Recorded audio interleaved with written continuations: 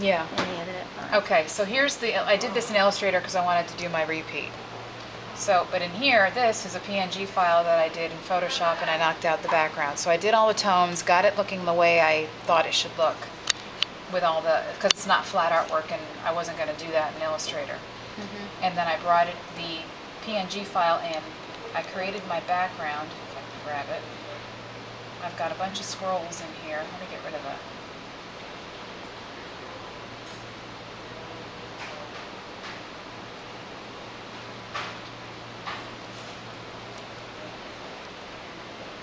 I found this scroll on the internet.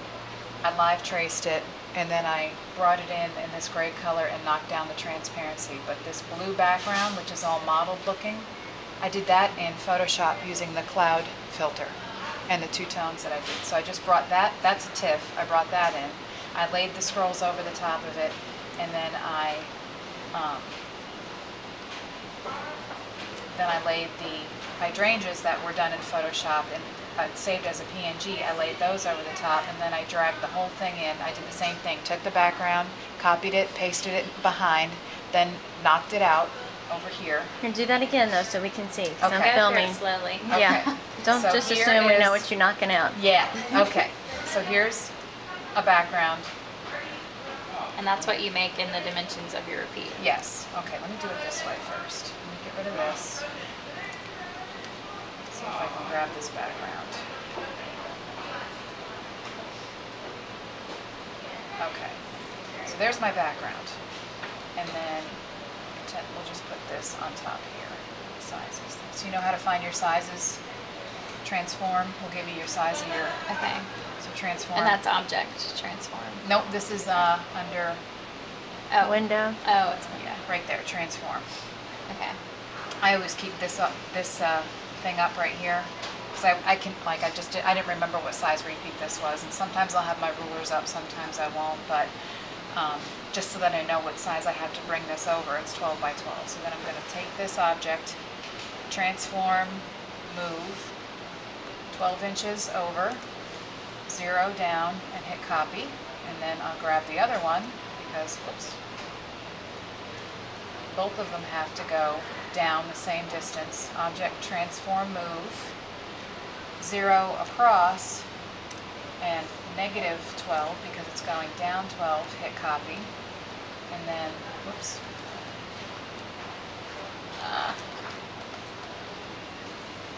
I'll just copy this one into the center just to show it. So then you're going to highlight your background, Control C, Control V is copy and then paste to the back. Keep it highlighted. Object, arrange, send to back, just to make sure that it goes straight to the background, and then get rid of it. When you say get rid of it, what did you do? Well, this one I forgot is a difficult one. This isn't a good one to show you. Hang on a second. Sorry.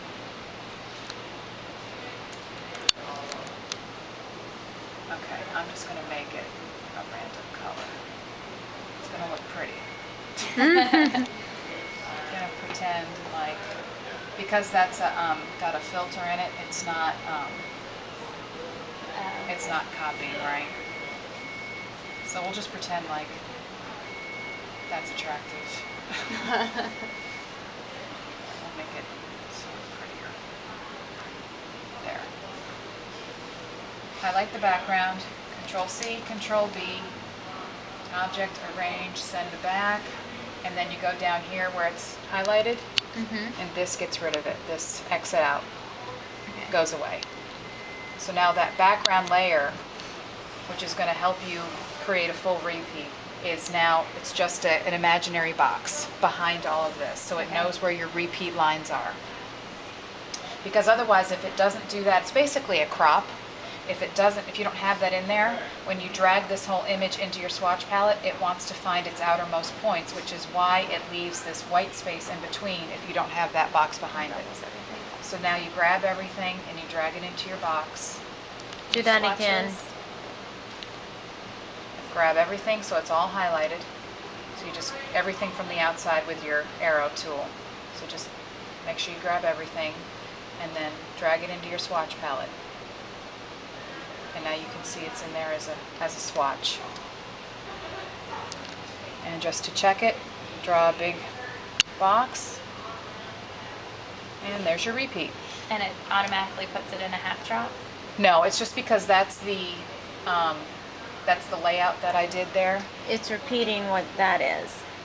So it's just a straight repeat. It's actually a straight repeat. Okay. Now, if you were to do a half drop, what you would need to do is actually, and I'm going to get rid of this box behind it, because what happens if you were to extend this out, it would remember the box that you had behind there, the imaginary box, and it would screw your repeat up. So you've got to grab both, because you know that there's an imaginary one behind there. It's not that. Unclick on that one and get rid of the one behind. And what you're going to want to do for a half drop is extend this out. So if it's 12, so half of 12 is 6, so you actually want to extend it, you want to add 6 to this in the width, so you want to make it 18 inches. So right over here, you can say 18, and it will extend it out that way. And so your half drop would actually let me think about this one more time. Hang on a second. I think this whole thing has to be 18. Are you getting the information? So your half drop, what you need to do, let me think, because I haven't done this in a while, has to go over half and down half, which is what that was, but it's Go over all the way and then down half, right?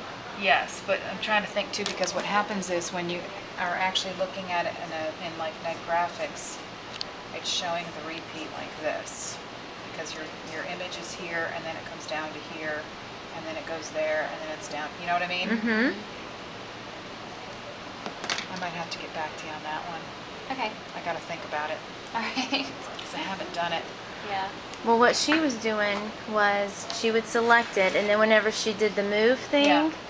she would choose the full length of the repeat, and then the second one would be half of that. Whoops, and I went the wrong way. Negative, yeah. There, we'll pretend. Yeah. But the problem is that this still will come out the same, because this isn't truly a half drop, because where are you going to put this one? You Right. can't put it. It'll repeat up again straight above it. With the half drop, but what I'm saying is if you were to bring this over, it's got to go over Because all the the way half over to drop here. skips one, yeah. So really, this should not be here. What it should be is this back up You here. kind of have to pretend that it's a Object transform repeat. move, and it's actually rectangle. 9 tab 9. It's negative. Copy. And it should be there. And then this one, 0 tab negative. Oops. Negative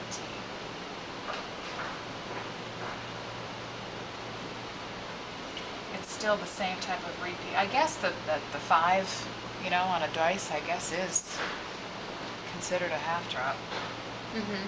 It's over half and down half. You Yeah, just gotta that's make true. sure. You just got to make sure that your canvas behind is the right size. Usually, it's a rectangle as opposed to a straight. A square is going to give you a straight repeat. The rectangle is going to give you, yeah. So that one might be trial and error. But the other thing, when I learned that you take that box of canvas and you did make it disappear behind, and then you can drag, because I knew people did it, and I kept having to mask it. And before, of course, I'm talking like Illustrator 10, before CS was invented, you couldn't drag a masked object into the swatch palette. It would just bounce it out. It wouldn't let you, and I think you can now, but I don't need to mask anything now. So when I learned how to do that part of it, it was like my life became wonderful. This will be. And I did it here. I'll pretend like, what did I say this repeat was? 18.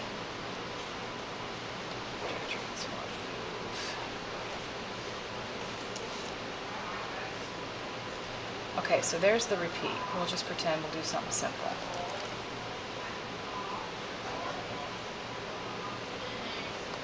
Okay, so I'm going to get rid of that one. Now, this is the current repeat that's in this square right now, which is right here because it's highlighted. I'm going to get rid of that. Go away. So this is the one that's in here right now. If I want to, one thing that you will find is if you start loading up your swatch palette with a bunch of patterns, it's going to start sucking up all of your memory, and your computer's going to start to really go really slow. And if you save it, it will save, and it will take forever and ever and ever. No matter how fast or good your system is, eventually, if you've got one page, one art page, and a bunch of stuff in your swatch palette, it's going to slow it down. And I don't know if you've ever experienced when you've saved and all of a sudden it goes to outline. Has that ever happened to you? Your memory is like shot if that happens. It's okay, you can still save it if it's in outline mode, because when you close your computer and reopen it, it will remember all of the color. And you can open it and go to preview. So it goes outline. You know, if it ever goes like that, yeah, it's like a scary, scary place to be, yeah. So what I do is I don't try to, there's sometimes when you have 2 or 3 different patterns in here that you just are trying out and you want to make sure that they're okay before you get rid of them. But what I do, if I change something, say I don't like this blue, just move that. This blue right here, oh, it's a little bit too blue, I want it to be more of a green. And I know this is going to look dreadful, but we'll just do it for pretend. Highlight everything like you would, hold down your Option key. Hang on, just moved it, sorry. Highlight everything, hold down your Option key, and you see how it has the double arrow? Drag it and lay it right over the top, and it replaces it. So that you're not just making swatches. Right. And that obviously moved when I did that, because that's why you saw that white line. But yeah. Okay. So that way there, the Option key is your Mac friend. All right. Awesome. So, and yeah.